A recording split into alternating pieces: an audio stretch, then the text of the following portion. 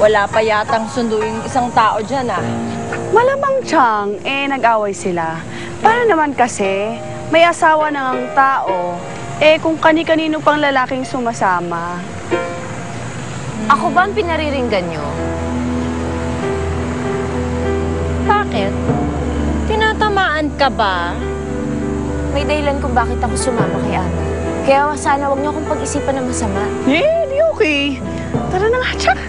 Diyos ko, pabayaan na nga natin mabulok yan dyan sa kakahintay.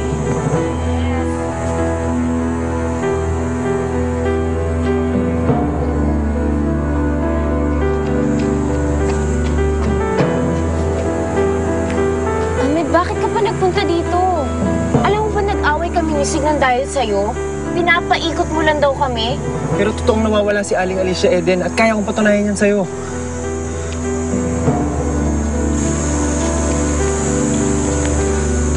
Sulat ko to kay Inay, ah. Isa yan sa mga dala ni Aling Alicia nung lumuwas kami ng Maynila. Yung mga ibang gamit niya nasa akin pa. Ngayon naniwala ka na ba? Totoong nawawala si Aling Alicia Eden. Hindi ko nga alam kung bakit ayaw maniwala sa akin ni Sig eh. Nagsasabi ako sa'yo ng totoo, Eden.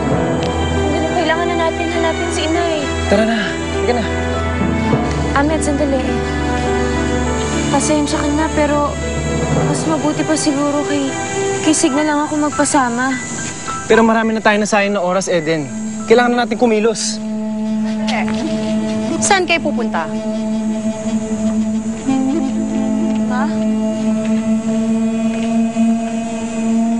Ma, si Inay po nawawala po siya. Magkasama sila ni Ahmed na lumuwas dito pero nagkawalaan po sila eh. Ma, kailangan naming hanapin si Inay. So, totoo palang nawawala si Alicia? Sa bukong akala ni Sid, nagsisinungaling ka. Kung talagang nawawala nga siya, kawawa naman ang kaibigan ko. Eden, pinapunta ako dito ni Sig para sunduin ka. Pero sa tingin ko, mas importante hanapin mo ang nanay mo. Bakit hindi mo siya tawagan magpaalam ka? Sige na, tumawag sa kanya.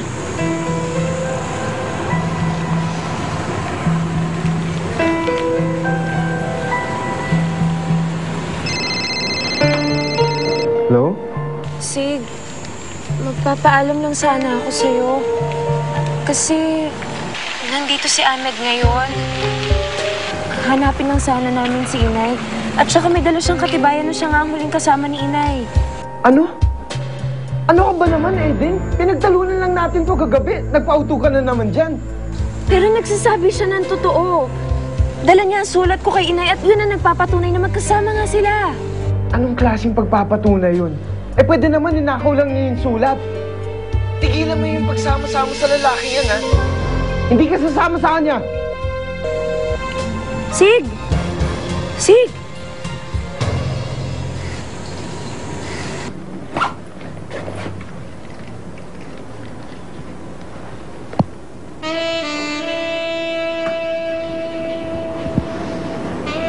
Kanina pa nandyan? Medyo. Ifa-follow up ko lang yung quotations. Kailangan ko na. Sige, I'll be ready in an hour. Bakit hindi na kita tulungan? Hindi na. Ako na bahala dito. Alam mo, Sig, kilala kita. Hindi ka makaka-focus pag bad trip ka.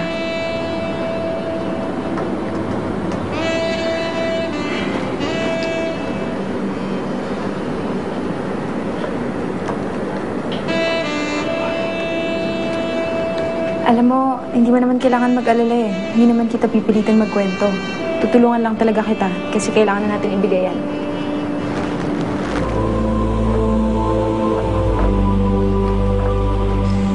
Nagalit po siya, tas naputol na eh. Ay, naku, yung anak ko. Umiral na naman ang pagkasiloso. So, anong plano mo? Gusto ko pong hanapin si Inay. Pero ayoko naman po magalit sa akin si Sig. Eden, kung ako sa'yo, sumama ka pa rin kay Ahmed. Ako na nagbibigay ng permiso sa'yo na hanapin mo ang nanay mo. Mas importante yun eh.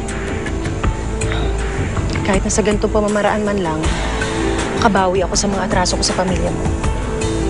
Isa pa, gagawa ako ng paraan para makatulog sa paghahanap ng nanay mo. Maraming salamat po, Mama. Sige na. Sige na, umalis na kayo. Hanapin mo ang nanay mo. Kayo na pong bahala kay Sig. Ako nang bahala. Sige.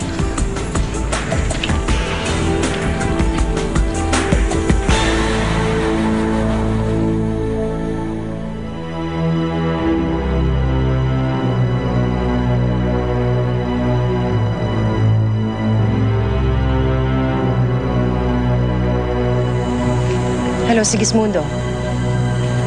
Mukhang umaayon sa atin ang mga bagay-bagay.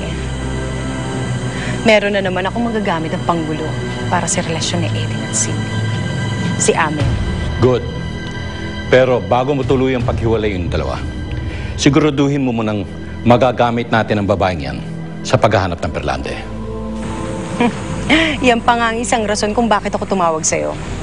Dahil meron pa tayong nakuhang isang alas. Ano yun? Hindi ano yun ang tanong. Sino? Si Alicia.